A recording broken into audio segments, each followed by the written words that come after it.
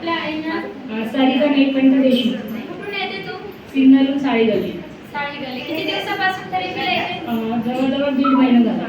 1.5 महिना झाला. काय काय त्रास होते थेरपीला येण्याच्या अगोदर तुझे? तसं मला खूप त्रास आहे, थायरॉइड, पीसीओडी आणि मेन म्हणजे मला खूप दुखत होतं. मला खाली 5-10 मिनिटं पाणी घालून बसले तर रस्ता येत नव्हता, मुंग्या यायच्या खूप.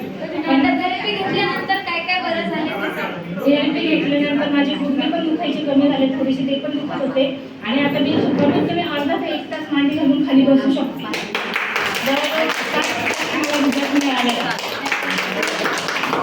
तर याच्यासाठी काही अगोदर दवाखाने वगैरे केले होते?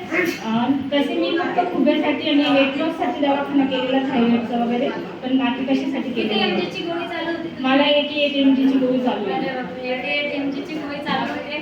सगळे काही प्रॉब्लेम्स होते आणि डॉक्टरांकडे जाऊन सुद्धा एवढे जास्त रिझल्ट नाही भेटले. आज आपल्याला दीदीचा रिझल्ट बघायला भेटतोय 1.5 महिन्यामध्ये.